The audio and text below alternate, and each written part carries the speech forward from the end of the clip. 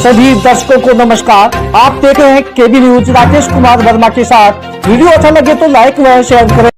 खेतड़ी से अब तक की बड़ी खबर। खेतड़ी थाने में हिरासत में लिए पप्पू राम मीणा की मौत के मामले में पकड़ा तुल। थाने के सामने धरना दूसरे दिन भी आज जारी। धरने में पूर्व राज्य मंत्री राजेंद्र गुड़ा, समाज सेवी मनोज घुमरिया, राजेश भाईडा, नीम का थाना सुरेश किशोरपुरा पहुंचे। धरने पर हत्या के आरोपियों की गिरफ्तारी की कर रहे मांगे नहीं मानी तो अनिश्चित काल तक चलेगा धरना। खेतड़ी थाने को छावनी में किया तब्दील। पप्पू राम मीणा का शव रखा झुंझुनू बीटी के अस्पताल की मोर्चरी में। मृतक के पिता की बिगड़ी तबीयत। खेतड़ी पुलिस द्वारा गवार चोरी के मामले में हिरासत में युवक की मौत को लेकर ग्रामीणों में काफी आक्रोश। परिजनों व धरने पर बैठे लोगों की ओर से नामजद पुलिस कर्मियों को गिरफ्तार करने की जा रही है मांग। धरने पर बैठे लोगों ने बताया कि परिजनों की ओर से डीएसपी जुल्फिकार अली, थानाधिकारी गोपाल लाल जहांगीर, एससी दिनेश गुजर, कांस्टेबल प्रमोद लाठर, भट्टलाल, बलबीर, सुनील व चिरानी निवासी रामनिवास लादी, राम कुमार निवासी रमेश गारटी के खिलाफ हत्या का मामला दर्ज कर गिरफ्तार करने की मांग की जा रही है। इसके अलावा मृतक के परिजनों को आर्थिक सहायता, आश्रित को नौकरी देने की मांग की जा रही है। सुरक्षा की दृष्टि से खेतड़ी थाने में पुलिस की ओर से जिले के विभिन्न थानों का जाब्ता तैनात किया गया है। पूरे खेतड़ी कस्बे को पुलिस छावनी में तब्दील कर दिया गया है। इस मौके पर समाज सेवी मनोज घुमरिया, राजेश भाईडा, शंकर सिंह शेपरागवाल, सुरेश मीणा, सुरेंद्र फौजी, रवि मीणा, गोकुलचंद सैनी, विनोद मीणा, जितेंद्र कुमार, मनीष कुमार, सुशील कुमार सहित सैकड़ों लोग मौजूद रहे। कहना पड़ रहा है कि जो कानून के रखवाले हैं, जिनसे हम लोग न्याय की उम्मीद करते हैं, वही कानून को तोड़ रहे हैं, कानून को अपने हाथ में ले रहे हैं। पप्पू राम मीणा, जिसको 6 दिन से लगातार पुलिस कस्टडी के अंदर टॉर्चर किया जा रहा था, विभिन्न प्रकार की यातनाएं दी जा रही थी और उसके कहीं पे भी कानून के मुताबिक किसी रिकॉर्ड के ऊपर उसे गिरफ्तार नहीं दिखाया गया। नहीं, जो उसके अधिकार हैं, जो हमारा कॉन्स्टिट्यूशन कहता है, संविधान के मूल अधिकारों के अंदर 21A में देह की स्वतंत्रता और देह की रक्षा का मूल अधिकार इंसान को दिया गया है। चाहे इंसान किसी भी प्रकार से कोई भी कार्य क्यों ना किया हो, लेकिन उसे कानून सम्मत सजा मिलती है और कोई भी इंसान कानून के ऊपर नहीं है। तो मेरा मानना है कि जिस प्रकार से ये कृत्य हुआ है, इसकी कड़े शब्दों में निंदा होनी चाहिए और जो दोषी लोग हैं उनके खिलाफ धारा 302 में मुकदमा दर्ज करके और उनकी गिरफ्तारियां होनी चाहिए। जो पीड़ित परिवार है उसे ढाढ़स बंधाने के लिए सरकार उचित मुआवजा दे और साथ ही साथ जो मृतक है उसकी पत्नी को सरकार की तरफ से नौकरी दी जानी चाहिए। हम सभी समाज के वर्ग, सभी सर्व समाज के लोग खेतड़ी की इस धरा के ऊपर अन्याय के लिए सदैव लड़ते रहे हैं और लड़ते रहेंगे और पप्पू राम को भी न्याय मिलेगा। और इस चीज के लिए जब तक सरकार या सरकार के नुमाइंदे किसी भी तरह से आके पप्पू राम के परिवार के साथ में उसके मांगों को नहीं मानते हैं, तब तक हम लोग अनिश्चित काल तक बैठे रहेंगे।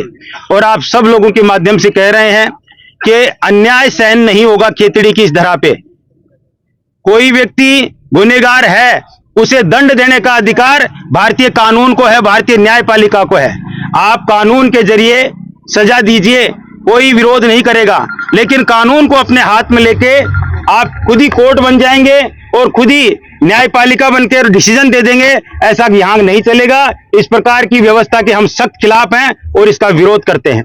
और सारा का सारा सर्व समाज खेतड़ी का एक साथ एकजुट होके, आज से पहले भी विरोध हुआ है और आज इसी बात को लेकर सब लोग एकत्रित हुए हैं कि अन्याय के खिलाफ खेतड़ी की जनता हमेशा खड़ी रहेगी।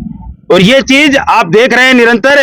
कल मैं आपके बीच में उपस्थित नहीं हो पाया, मेरे साथ में कुछ असामयिक घटना ऐसी घटी, जो मेरे परिवार के सदस्य थे वो नहीं रहे, लेकिन इसका मतलब ये नहीं है कि मनोज घुमरिया न्याय की लड़ाई में पीछे है। जहां जहां अन्याय होगा आप मनोज घुमरिया को पाएंगे और इस चीज के लिए मुझे किसी के दलील की या किसी की राय की जरूरत नहीं है। ये मेरा व्यक्तिगत फैसला है। मेरे अंदर एक इंसान बसता है और मैं इंसान हूं और इंसान की पीड़ा जानता हूं और मुझे मालूम है कि हिंदुस्तान का कानून क्या कहता है और उस कानून को पालना करना, उसको सर्वोपरि रखना ही मनोज घुमरिया का ध्येय है। बहुत बहुत धन्यवाद। बड़ी पीड़ा और विडंबना है कि राजस्थान प्रदेश में जो लॉ एंड ऑर्डर की स्थिति बनी हुई है,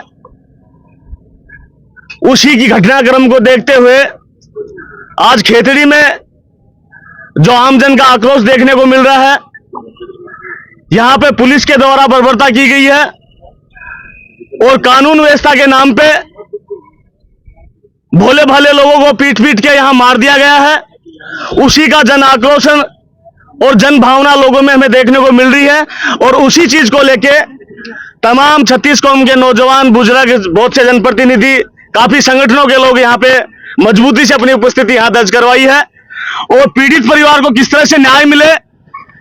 और मैं तो लोकतंत्र का चौथा स्तंभ आप मीडिया बंधु हो, उनके माध्यम से भी कहना चाहूंगा कि आप लोग ईमानदारी से अपनी बात को रखते हुए, चेतना और जागृति को आधार मानते हुए प्रदेश सरकार में यह भी मैसेज दें कि मानव अधिकार आयोग इस पे संज्ञान ले, हाईकोर्ट इस पे संज्ञान ले और जो भी यथासंभव जो यहाँ के रेंज आईजी और डीजीपी लगे हुए हैं वो भी तुरंत प्रभाव से इस पे अपना एक्शन प्लान तैयार करें और एक पुलिस के नाम पे एक धब्बा लगा है, एक भ्रष्ट, जिन्होंने एक रक्षक के रूप में भक्षक की जो भूमिका निभाई है, उस पे मजबूती से इस परिवार को राहत मिले।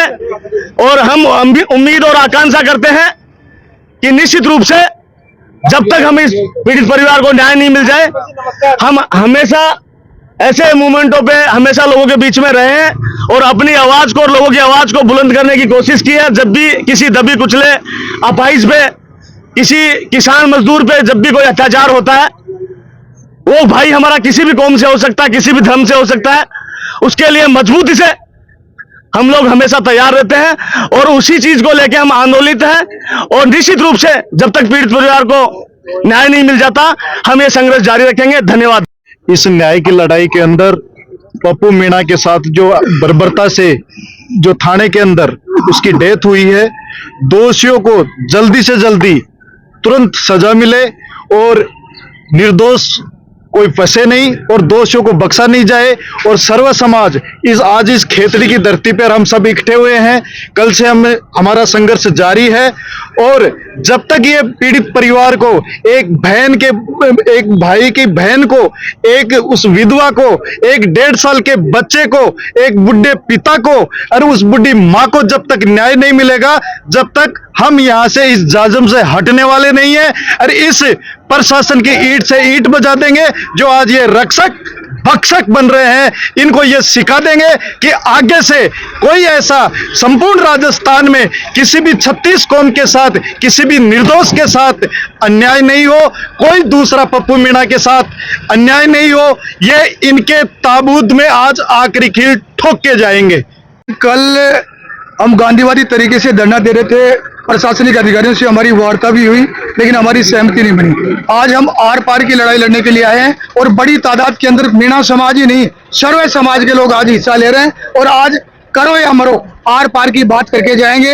हमें पूर्ण विश्वास है, जिस प्रकार से हमारी सीएमओ से बात हो रही है, रेंज आईजी से बात हो रही है, डीएम से बात हो रही है, निश्चित तौर पे हम जो मांग कर रहे हैं हमारी मांगों पे अमल किया जा रहा है और हमें कॉन्फिडेंस है कि हमारी जो मांगे हैं उन पे प्रशासन ठप्पा लगाएगा, मोड़ लगाएगा। हमारी मुख्य जो मांग है वो गिरफ्तारी की है, नहीं तो वरना तो कल सहमति बन सकती। रही बात सरकारी नौकरी की, तो संविदा पे नौकरी दी रहेगी, ये लोग बात कर रहे हैं। हमारी जो संघर्ष कमेटी है वो सर्वसम्मति से निर्णय लेगी। अकेला सुरेश मीणा सक्षम नहीं है, सारे लोग, जितने भी लोग हैं, सर्व समाज के लोग हैं, सब लोग हम तय करेंगे और फिर उसके बाद में जजमेंट देंगे। धन्यवाद।